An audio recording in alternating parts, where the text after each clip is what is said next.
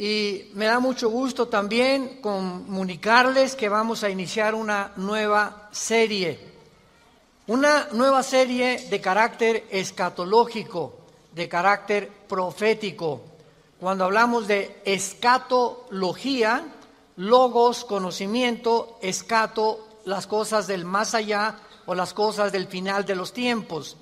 Entonces la escatología es la rama de la teología que trata con las cosas de los últimos tiempos, o sea, las profecías de los últimos tiempos. Y así vamos a titular esta serie, Conociendo el fin de los tiempos.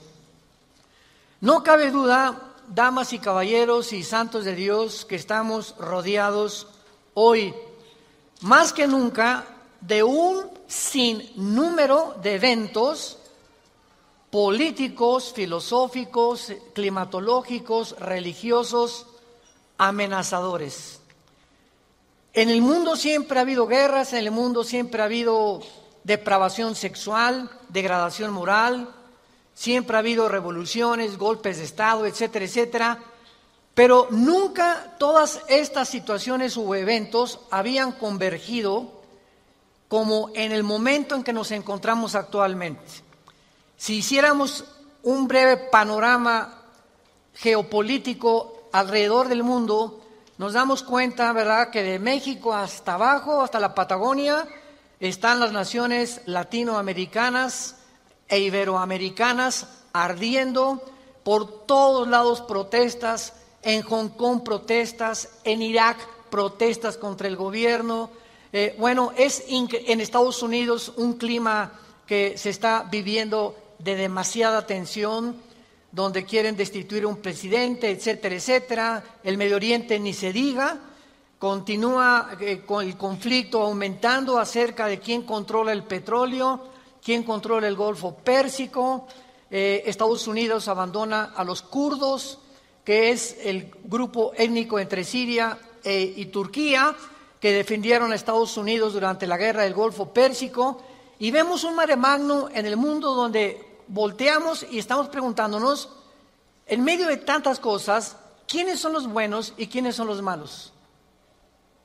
¿Quién tiene la razón de todo lo que oímos en los periódicos, en la televisión? Unos dicen una cosa, golpe de Estado, no fue golpe de Estado, revolución, no fue revolución, los kurdos esto, Estados Unidos por acá, y estamos en medio de un mundo verdaderamente confundido. Sin embargo, la Biblia nos muestra que nosotros no debemos vivir en confusión. Ya cuando un cristiano dice, no sé quién tiene la razón, o creo yo porque los medios de comunicación, recuerden algo, ¿verdad? Los medios de comunicación, televisiones, radios, etcétera, etcétera, muchas veces tergiversan, las noticias de tal manera que llegan a manipularnos y hacernos creer lo que ellos creen. Entonces, dependiendo quién está detrás de los medios de comunicación, qué ideologías o qué filosofías o quiénes son los dueños de CNN o de BBC News o de Fox News, etcétera, etcétera, o en México, dependiendo quién se encuentra detrás, es la clase de mensaje que envían.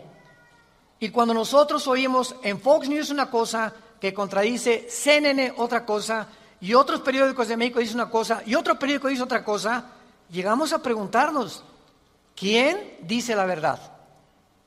¿No es verdad? Realmente, ¿quién dice la verdad?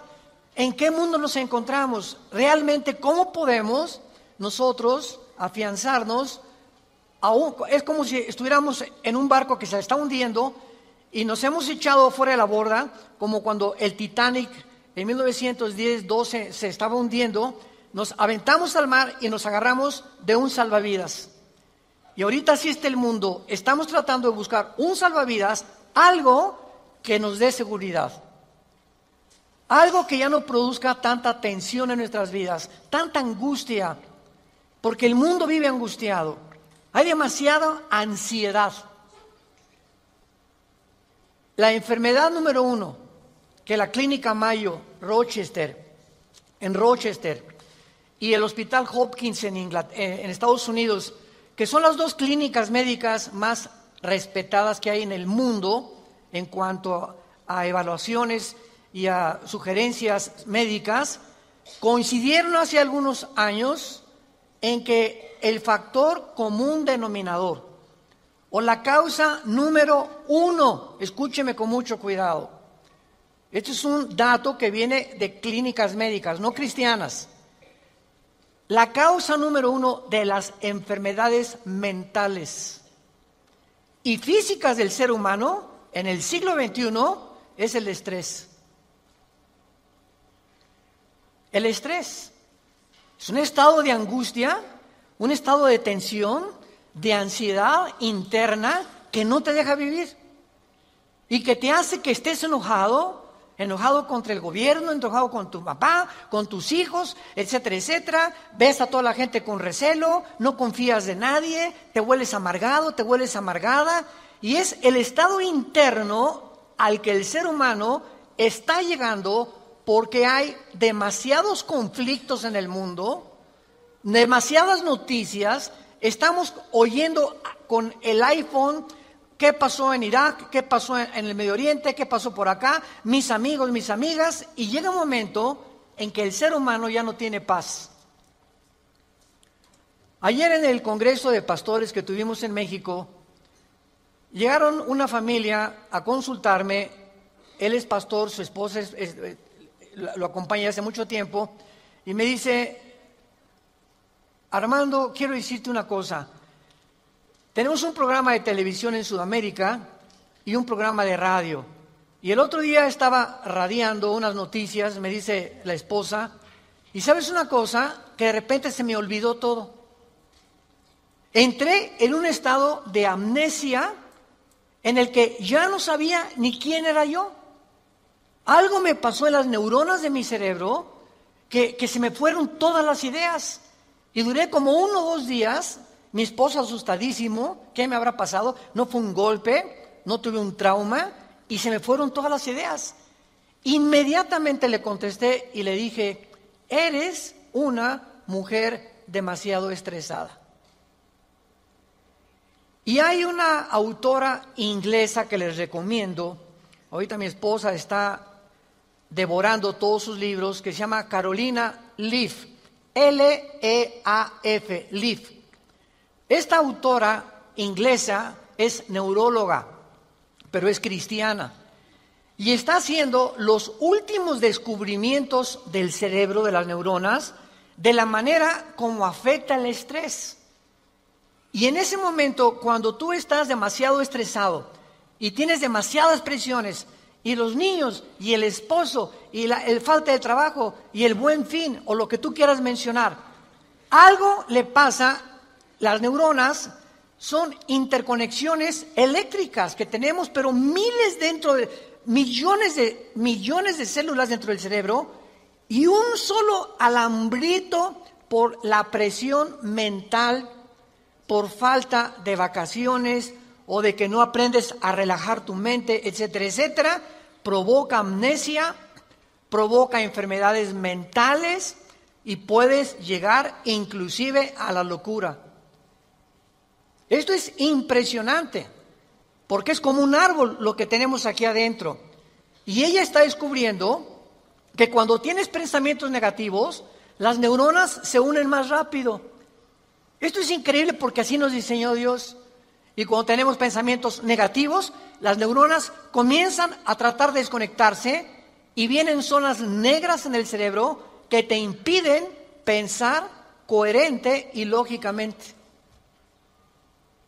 Qué interesante que Filipenses 4:8 diga en la Biblia: en esto pensar todo lo que es bueno, todo lo que es justo, todo lo que es buen hombre, ocupa tu mente pensando cosas positivas. Porque la gente que está continuamente pensando el mal, o qué mal hacer, o estar negando a Dios en su mente, algo afecta las neuronas del cerebro científicamente. Y cuando venimos a la Biblia nos damos cuenta, ¿verdad?, que se están derrumbando todas las ideologías. El comunismo ya no es el comunismo, porque el comunismo que yo practiqué, por ejemplo, ustedes muchos saben que antes de que yo fuera cristiano, fui comunista, fui ateo. A los 12 años me decepcioné de la religión que nos inculcaron y llegué a negar a Dios. Las religiones son un engaño, todas quieren explotar a la gente. Estos eran mis pensamientos. Tenía el Che Guevara arriba de mi cuarto con un póster inmenso de él, y Marx y Engels y Lenin, etcétera, etcétera. Y para mí ese era mi mundo y era lo que yo creía era la respuesta, un sistema ideológico para poder cambiar la sociedad. Sin embargo, cuando descubrí, ¿verdad?, que este sistema era completamente contradictorio, como se demostró en 1990, que cayó el comunismo en Europa, cuando Mikhail Gorbachev confesó que era una ideología. Para que seas comunista, número 1, tienes que ser ateo. Escúchame con mucho cuidado. Número 2, tienes que ser darwiniano. O sea, tienes que creer que al morir no hay nada. Que vas a la tierra y que no hay Dios y ahí acabó. No hay otra vida, no hay mundo espiritual, no hay ninguna otra dimensión. Número 3, tienes que ser humanista, no humanitario, humanista. O sea, tienes que creer que el hombre tiene las respuestas para sus problemas. Ese es el humanismo. Cuando creemos que nosotros podemos resolver la pobreza, las injusticias, etcétera, etcétera. Que es la historia del fracaso de la Liga de las Naciones Unidas, la OTAN, la OEA, llámale como quieras. El hombre es incapaz de resolver los problemas que van más allá de nuestra capacidad para resolverlos. Ese es el humanismo. Entonces, si no hay esta plataforma, no eres comunista, es una mentira. Y ahora los últimos comunistas o los últimos demócratas o los últimos que han tratado de implementar diferentes sistemas de pensamiento, se dan cuenta que están ya mezclando una ideología, comunismo con democracia, con capitalismo, porque no ha funcionado. Porque es la confusión a la que hemos llegado. Y como dijo Don Teofilito en México, ni lo podremos alcanzar jamás. Porque no hay ningún sistema de gobierno perfecto. Decía Winston Churchill, entre los sistemas de gobierno, el mejorcito es la democracia, pero no es perfecta tampoco. ¿Por qué? Porque somos seres humanos que necesitamos a Dios. Necesitamos a Dios. Necesitamos una guía, necesitamos un manual, necesitamos una luz. Y por eso el mundo está perdido completamente. Me decía el otro día un piloto que es vecino de la casa de ustedes donde vivimos, de American Airlines, me decía: Armando, le digo, oye, cuando tú vas en el avión allá a 10,000 metros, 10 kilómetros arriba de la superficie de la Tierra, 33,000 pies, 35,000 pies, ¿cómo le haces para saber si no vas para acá o no vas para acá? O vas subiendo o vas bajando, porque la cabina del piloto es pues muy poquita, nada más ve lo que está enfrente. Me dice: Armando, sería imposible que nosotros piloteáramos sin instrumentos. Los instrumentos nos muestran claramente la dirección que vamos a llevar, a qué altura estamos, etcétera, etcétera. Sin instrumentos, un capitán de un barco en medio del océano no sabría cuál es el norte, el sur o a dónde irse si no tuviera una brújula. Y así nosotros no sabemos a dónde ir si no tenemos instrumentos, si no tenemos un mapa que nos ha dejado Dios, que se llama las Sagradas Escrituras. Y haríamos bien en estar atentos a este libro como una antorcha que alumbra en lugar oscuro, hasta que el lucero de la mañana salga en nuestros corazones. Vamos pues a abordar este tema y esta serie, porque ante todos los eventos que está el mundo atravesando actualmente, que amenazan nuestra tranquilidad, nuestra familia, nuestro futuro, provocan ansiedad, angustia. ¿Qué pasa si pierdo el trabajo? ¿Qué pasa si el peso pierde más valor ante el dólar? Si cae el petróleo, si viene un gobierno en México, o si viene una guerra nuclear. Todas estas cosas producen ansiedad, producen incertidumbre. producen intranquilidad. Y Dios no quiere que vivamos así. Dios quiere que en medio de este mundo tengamos una esperanza, tengamos una seguridad de que las cosas van a mejorar. Que lo mejor de nosotros está por delante. Y que aunque el mundo sea cubierto de tinieblas, en nosotros debe haber luz. Porque somos la familia de Dios. Que dio a su Hijo en una cruz hace 2000 años para que pudiéramos comprender el mensaje del Evangelio, de las buenas noticias, de la gracia de Dios en su Hijo Jesucristo. Podemos saber exactamente, y este es el tema que vamos a abordar en toda esta serie, podemos en la Biblia encontrar datos, información que nos digan en qué tiempo de la historia nos encontramos. ¿Podríamos realmente decir con seguridad nos encontramos a 10 años de que Cristo venga, o a 5 años de que Cristo venga, o nos encontramos al borde de un caos nuclear, o estamos en la orillita de la autodestrucción del ser humano?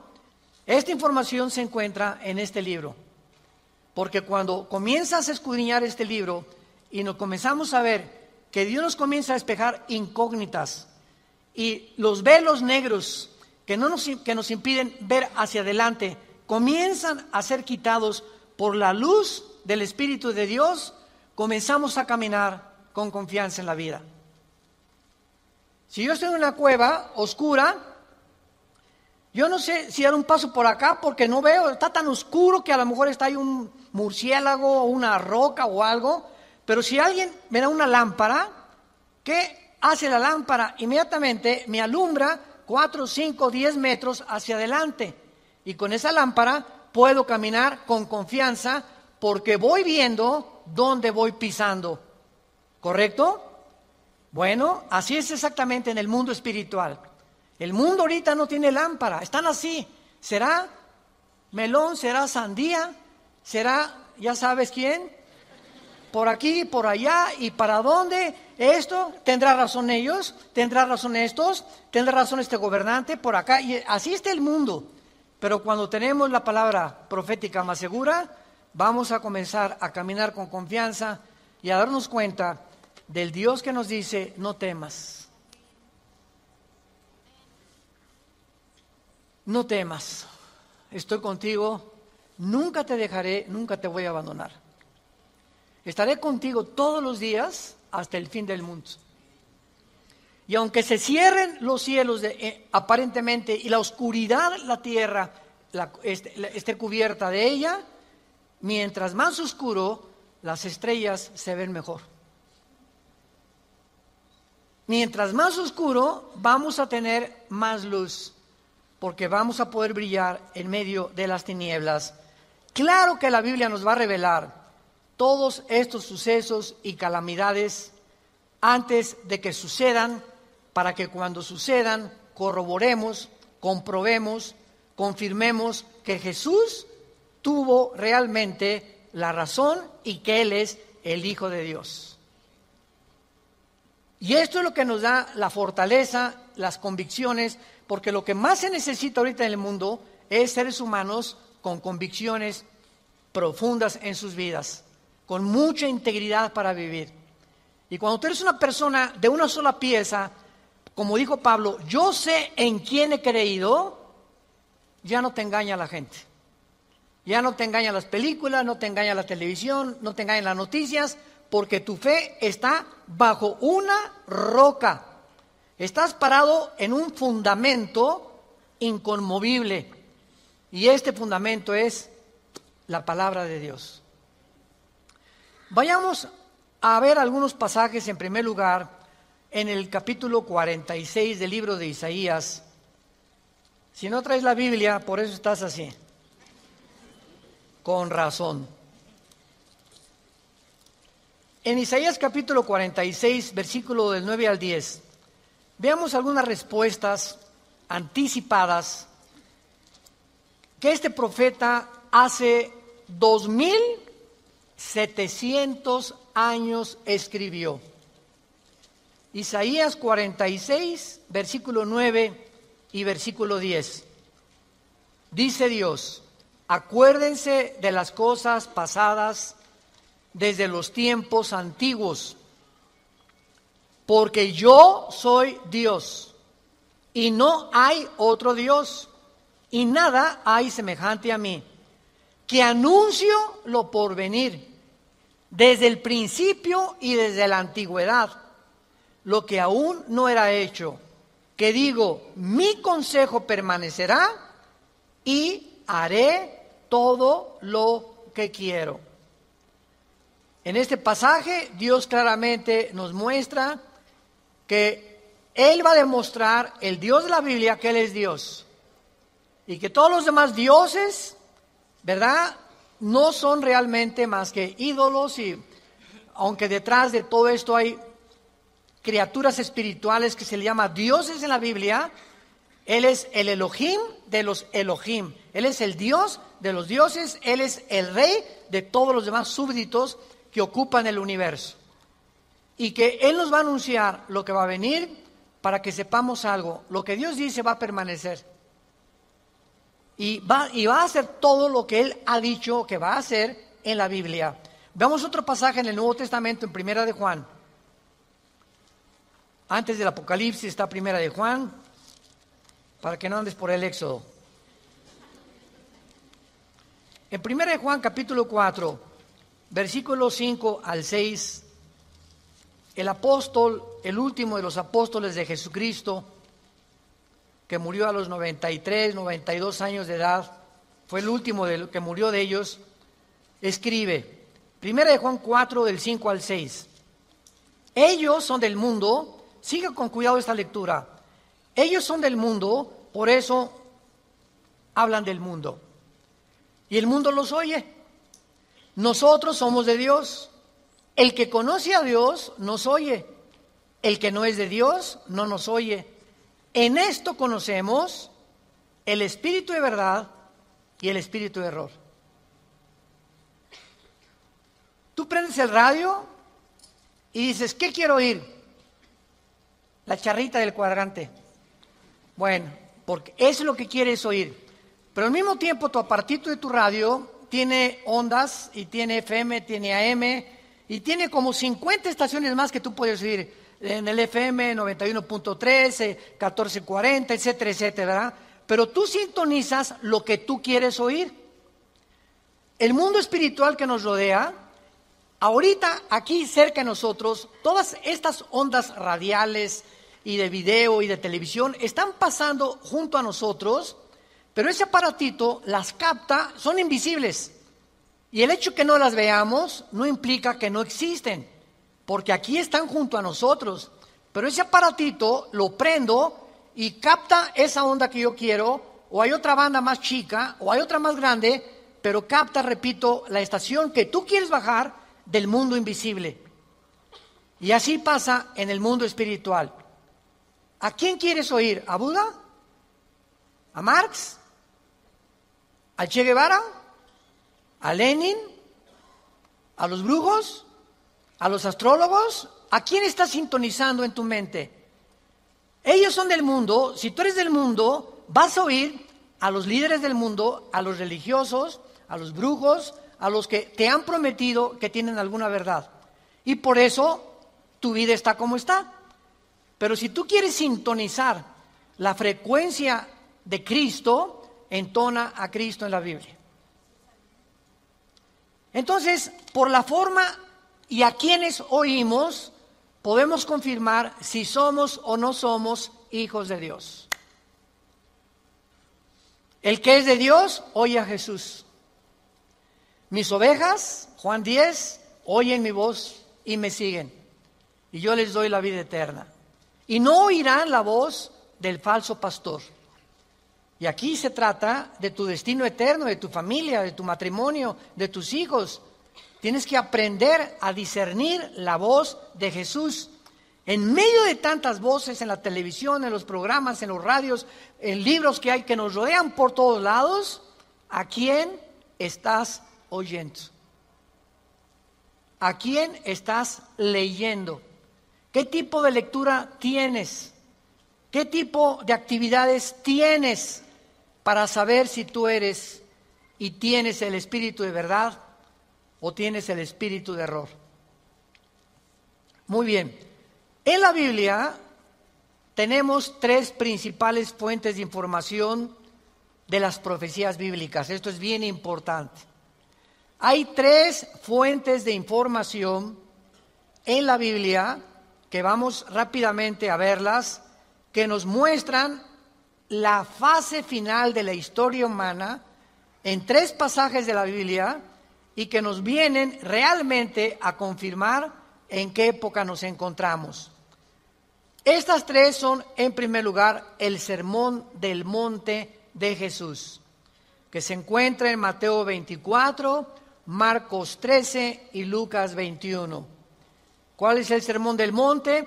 Cuando los discípulos se acercaron a Jesús, dinos, ¿cuándo será la señal del fin del mundo? ¿Cuándo serán estas cosas y cuándo será la señal de que tú vas a regresar?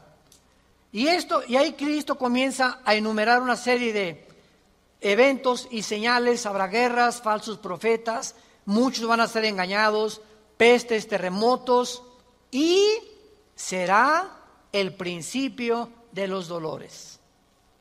La segunda fuente de información se encuentra en Primera de Tesalonicenses, capítulo 4, del 3 al capítulo 5, versículo 4. Esta revelación la compartió el apóstol Pablo de los últimos tiempos. Y la tercera revelación acerca de los últimos tiempos la encontramos en el libro del Apocalipsis, del capítulo 5 al capítulo 19. En estos capítulos se encuentra claramente todo lo que la planeta Tierra y la humanidad va a atravesar. Ahora, muy bien, cuando estudiamos estos pasajes, podemos concluir que efectivamente vendrán tiempos difíciles al mundo, sorpresivos y amenazadores, que es de lo que hemos estado hablando en los últimos 10, 15 minutos. Nadie puede negar que vivimos en un mundo conflictivo, amenazador, que ha llenado al mundo, a los seres humanos, de ansiedad, de intranquilidad, de falta de paz, de suicidios, de mejor me quito la vida, o me emborracho, o me drogo. ¿Por qué los jóvenes se drogan? Pues porque es una forma de evadir la realidad. La realidad para muchos jóvenes es tan negro y tan negro lo que se ve en el mundo que ya no quieren o no creen que pueden atravesar esa cortina oscura, no creen que hay una luz detrás y se enfrentan a un mundo que parece que se los está comiendo, tragando, y prefieren salir de este mundo.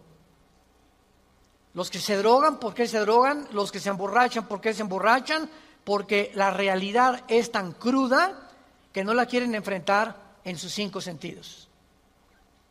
Entonces, detrás de cada persona drogadicta, alcohólica, etcétera, etcétera, se encuentra un conflicto interno espiritual. Porque como en el área forense, cuando tú estudias, yo recuerdo que hubo una época en mi vida que comencé a estudiar criminología, dactiloscopía y balística. Quería ser detective, imagínense. Siempre me ha gustado la investigación. Y me dio unos meses por meterme y compré libros, etcétera, etcétera. Y siempre cuando en esa área te involucras, los detectives o los investigadores siempre están buscando el motivo por el cual alguien le quitó la vida a la otra persona. Porque siempre hay un motivo del que cometió fraude. El motivo de por qué mató a su mamá. El motivo por qué abandonó a su esposa. Siempre detrás de cada acción hay un motivo. Y cuando descubrimos el motivo, nos ayuda a poder tener una pieza del rompecabezas más clara para poder averiguar o decidir quién fue el asesino o quién fue el ladrón o quién se encuentra detrás de eso. Y cuando nosotros vemos esto, ¿verdad?, que el motivo por el cual la gente hace lo que hace en el mundo, nos damos cuenta que el mundo está espiritualmente muriéndose. Y nosotros tenemos la medicina. Qué triste que tengas compañeros en tu escuela que estén tan confundidos que no les has hablado jamás de Cristo, que tengas amigos que haces negocios con ellos, que tengas un taller de carpintería, de plomería, o eres mecánico o abogado en tu bufete o un médico, y la gente a tu alrededor, vemos a la gente, caras vemos y están llorando por dentro, están deshechos por dentro. Que si esa hermanita, la enfermera que diga, ay hermanita doctora, ¿cómo está? Muy buenos días, ¿verdad? Y te encierras con ella y te pones enfrente de ella, te puede olvidar, se quitan esa máscara que están usando y caen en una expresión de llanto, de angustia que están escondiendo, poniéndose una máscara de aparente felicidad. Y así las personas que tú ves, no es cierto que son lo que estás viendo. Detrás de cada persona se encuentra un drama. Se encuentran problemas más allá de lo que podemos imaginarnos. Así que nosotros tenemos la respuesta y la medicina, qué estamos haciendo con ella, y vamos a dar cuentas en la otra vida de todas las cosas que nunca cumplimos en la palabra de Dios al compartir el mensaje de Jesucristo. Ahora bien, vayamos a Mateo 24 y veamos rápidamente que del estudio de estos tres pasajes que acabamos de mencionar, el Sermón del Monte, Primera de Tesalonicenses 4 y el libro de Apocalipsis, podemos concluir, para poner el tapiz, el fundamento de nuestra serie que vamos a seguir desarrollando, que efectivamente estamos en el tiempo de eventos muy amenazadores, sorpresivos, y aunque nosotros los cristianos no querramos ver, ni vamos a estar, esto está garantizado, nosotros no nos vamos a encontrar en los acontecimientos del libro del Apocalipsis. La iglesia no va a encontrarse en los acontecimientos de Primera de Tesalonicenses 4, ni tampoco en el Sermón del Monte, más que en lo que les voy a mostrar ahorita. Y no vamos a ver nosotros el Armagedón. Creo que no vamos a conocer tampoco al Anticristo, pero hay algo que vamos a atravesar para que nos vayamos preparando y para que entendamos que para poder enfrentar lo que se viene se necesita carácter.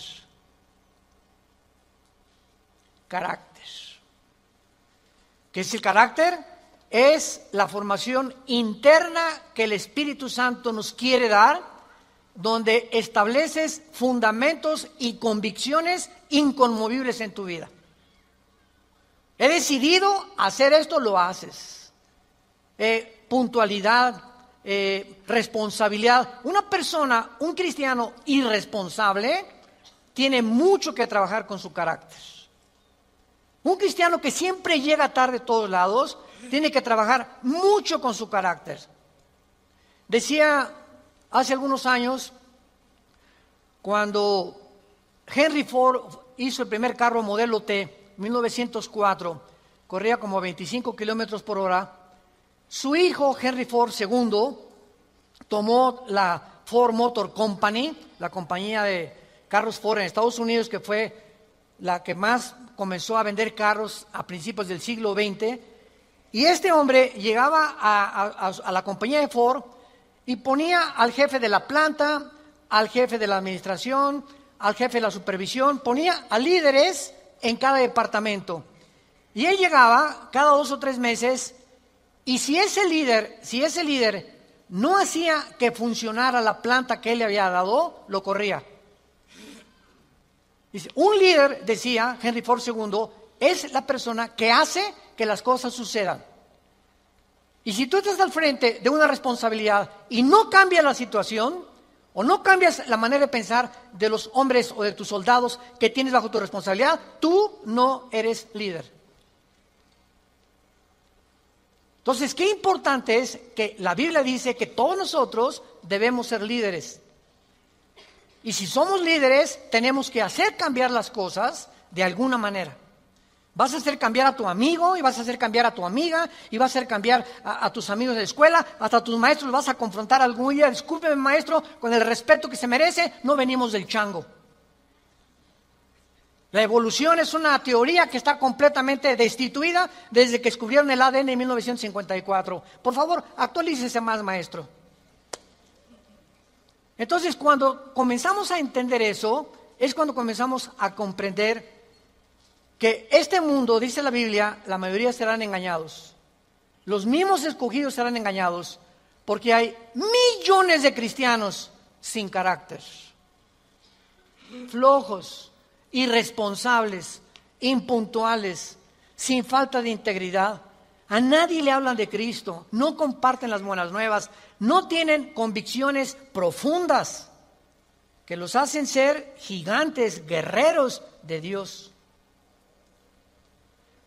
Dice Mateo capítulo 24 en el Sermón del Monte el Señor Jesucristo, porque se acercan los discípulos para hacerle preguntas, versículo 3, Señor, dinos, vean las 3 preguntas que le hacen hace 2000 años. 1, ¿cuándo serán estas cosas? Querían saber el tiempo los discípulos. 2, ¿qué señal habrá de tu venida? O sea, ¿habrá alguna señal que podamos percibir de que tú ya vienes al mundo? Y 3, ¿y hay alguna señal de que el mundo se va a acabar? De estas 3 preguntas, Cristo comienza a contestar algunas. Por ejemplo, la señal de su venida está...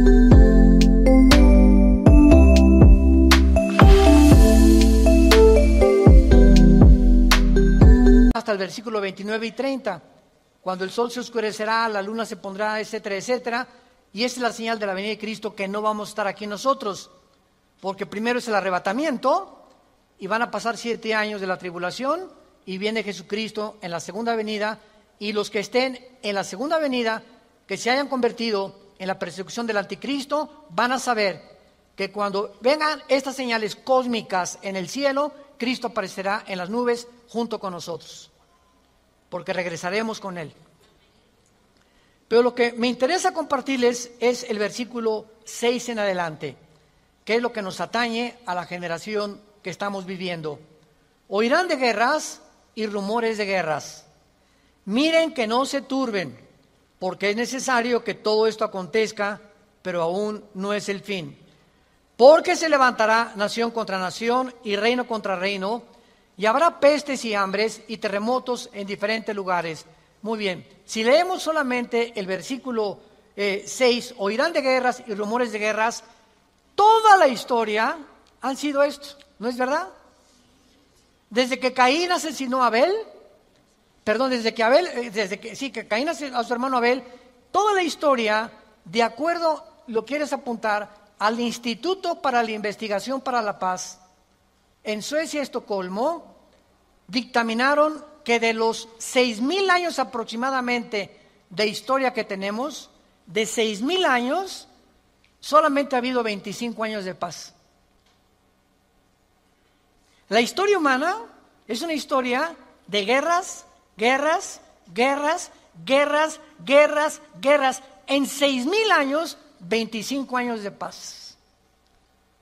O sea, siempre ha habido conflictos, revoluciones, golpes de Estado. Es la historia de nosotros. Pero entonces ahí podríamos quedar confundidos. Oye, Señor, ¿de qué estás hablando? Siempre ha habido guerras. Versículo 7, Él lo explica. Porque se levantará nación contra nación y reino contra reino. Esto, una guerra mundial, una guerra de carácter internacional, donde se involucraron 3 o 4 naciones contra 3 o 4 o 5 naciones, nunca sucedió hasta 1910, la Primera Guerra Mundial. Ahí fue la primera vez en la historia que sucede una guerra de carácter internacional a través de toda la historia. Y casi 30 años después, la Segunda Guerra Mundial. Entonces, con esto nos situamos nosotros en una plataforma bastante sólida y podemos entender que cuando Jesús dice, se levantará nación contra nación y reino contra reino, y habrá pestes, porque las guerras producen pestes, plagas, ¿verdad? Enfermedades, calenturas, hambres, terremotos. Señor, siempre ha habido terremotos, ok, claro, siempre ha habido terremotos, pero de acuerdo al Instituto Sismológico de Boulder, Colorado, que es uno de los institutos más prestigiados en el mundo para detectar terremotos, desde 1976 hasta el 2010 han aumentado 70% los terremotos en el mundo. 70% han aumentado. Es a lo que Cristo está diciendo, que iban a aumentar cada vez más los terremotos, etcétera, etcétera. Versículo 8. Y todo esto, aquí es donde nos encontramos ahorita. Nos encontramos en el principio de los dolores. Nos encontramos en un mundo donde el matrimonio ya está dejando de existir. En un mundo donde el ser humano está contagiado e infectado filosófica, religiosa, política, económicamente. Unos voltean por acá, ¿dónde estará la solución? Voltean a sus ídolos, otros consultan muertos, otros consultan espíritus, otros, etcétera, etcétera. Es impresionante a donde el mundo se encuentra actualmente. Impresionante. Y esto es precisamente lo que Jesucristo nos quería decir para que estemos preparados. Ahora, muy bien, después de estos principios de dolores, nos vamos. Adiós, mundo cruel. Adiós, mi perro fido, adiós, adiós, mundo cruel. Ya nunca te veré. Después de este principio de dolores, van a aumentar, imaginémonos, van a aumentar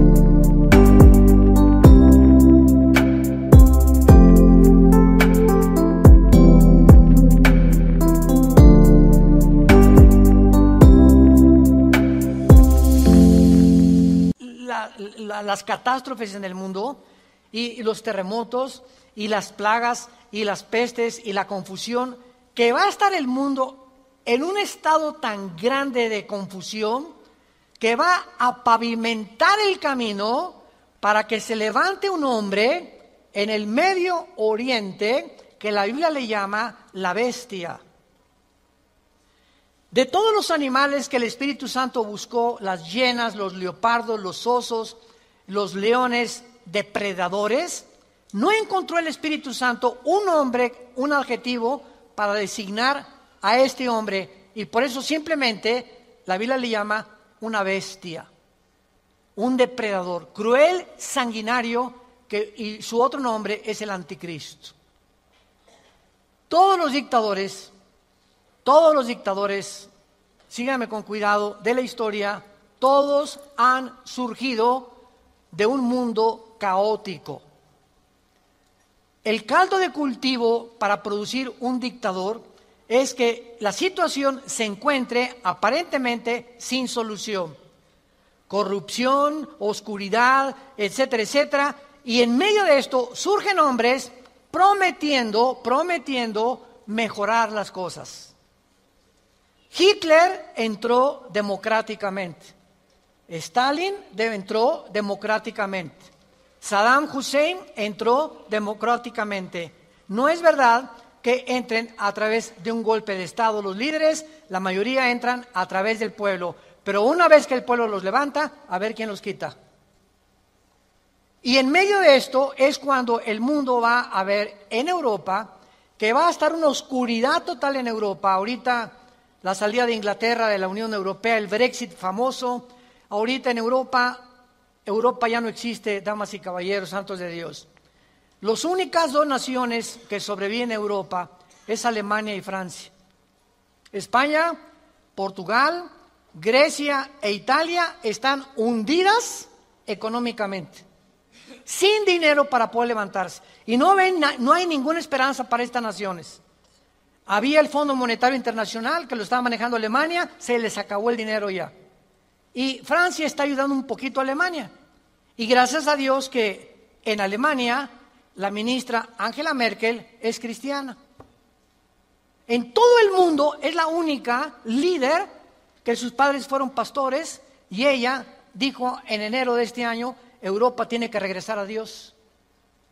Entonces, Alemania está sobreviviendo, Inglaterra se está yendo sin los impuestos que le pagan las naciones a la Comunidad Europea o a la Unión Europea. Ya no va a haber forma de sostener una Unión Europea, que era el sueño de los europeos después de la Segunda Guerra Mundial. Y está el campo preparado para que surja el hombre, la bestia, el anticristo, el hijo de perdición, que la Biblia profetiza que se va a levantar y va a traer soluciones al mundo. Va a resolver problemas de la pobreza, de la economía, de la política, ideologías, y el mundo se va a asombrar porque este hombre no va a ser un hombre normal. Va a ser un hombre poseído por un principado satánico. Lo hemos visto en otras conferencias en el libro del Apocalipsis, ya no nos da tiempo para eso. Pero va a ser un hombre que va a hacer milagros sobrenaturales.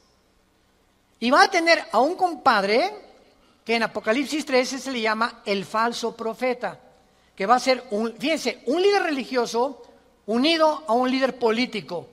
El líder político, el anticristo, va a usar a un líder religioso para que el líder religioso convenza al mundo de ponerse la marca el 666. Y cuando el líder religioso convenza al mundo y haga milagros, este líder religioso, el anticristo lo va a matar. Y va a deshacer la ciudad de donde salga el líder religioso, y el anticristo, a la mitad de los 3 años y medio, va a proclamarse. Según Tesalonicenses capítulo 2, del 3 al 4, se va a proclamar que Él es Dios.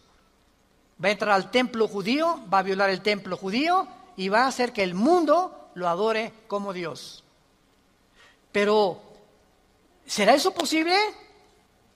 ¿Que pueda llegar la humanidad a tal grado de adorar a un hombre como Dios? La historia nos enseña que el hombre no aprende de la historia. ¿Se acuerdan de esa frase? Y el que no conoce la historia está condenado a repetirla. ¿Qué pasó con los césares romanos? Los césares romanos mandaron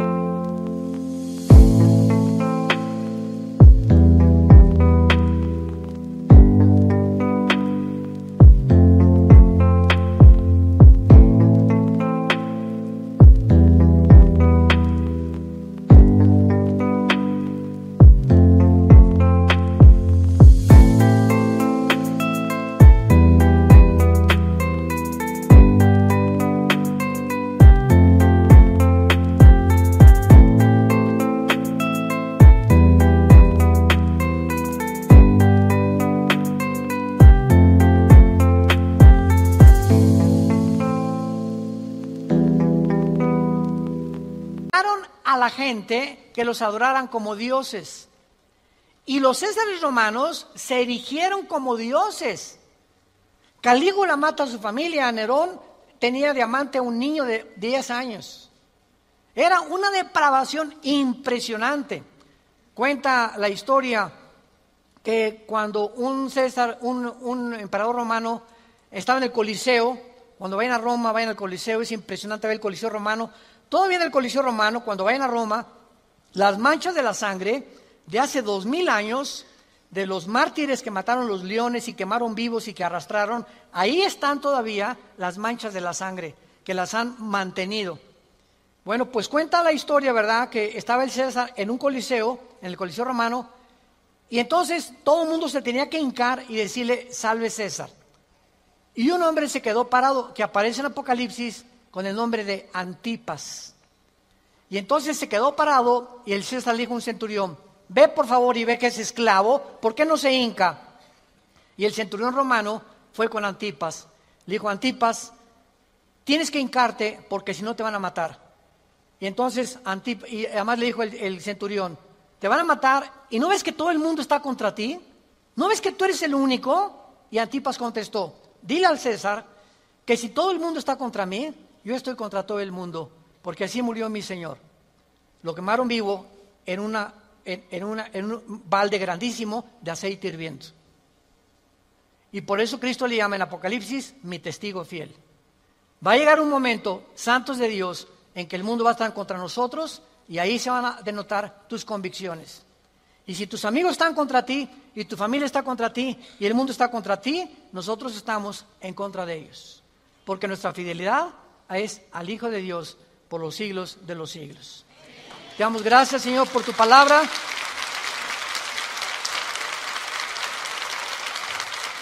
Bendito sea el nombre del Hijo de Dios, que nos ha hecho renacer su Padre para una esperanza viva por medio de su resurrección de entre los muertos, para que tengamos una esperanza que no puede morir en nuestro corazón y permanezcamos fieles a esta esperanza a la que todos hemos sido llamados. Al gran pastor de las ovejas, nuestro Señor Jesús, es nuestra lealtad, es nuestro amor, es nuestro corazón, porque Él fue el que dio su vida en nuestro lugar. A ti, Jesús, te damos gracias por vivir dentro de nosotros y saber que más pronto de lo que nos imaginamos, vienes por tu iglesia. Vienes por aquellos que han sido fieles hasta la muerte, que han mantenido firmes sus convicciones en medio de un mundo confundido, donde estos hijos e hijas tuyas han permanecido inconmovibles en la fe, aferrados a la roca, a la palabra de vida, que es la que nos ha dado la vida eterna. Te damos gracias, Señor, porque sigues llamando al mundo al arrepentimiento, a que se vuelvan a ti. No somos dioses, somos seres humanos, agentes morales, débiles, vulnerables, irresponsables de todas nuestras acciones, pensamientos y palabras. Y daremos cuenta algún día, después de nuestra muerte, de todo lo que hicimos mientras estábamos en este cuerpo que es temporal. Un cuerpo sujeto a la corrupción, pero dentro de nosotros el alma y el espíritu vivirá eternamente. Si tú esta mañana quieres invitar a Cristo y aún no estás seguro de que tienes la vida eterna o segura, dile simplemente estas palabras: Señor, te pido perdón por mis pecados. Creo que en esa cruz pagaste por ellos con tu sangre y que a los 3 días resucitaste de los muertos. Y porque creo que vivo, te pido en este instante, Señor Jesús, que entres a mi vida como mi Señor y mi Salvador. Tendré el poder ahora, de la corta vida que me queda, vivirla para ti, conocerte, adorarte y morir en paz, al saber que mis pecados han sido perdonados y que me has amado hasta la muerte. Oramos en tu nombre, bendito Jesús. Amén.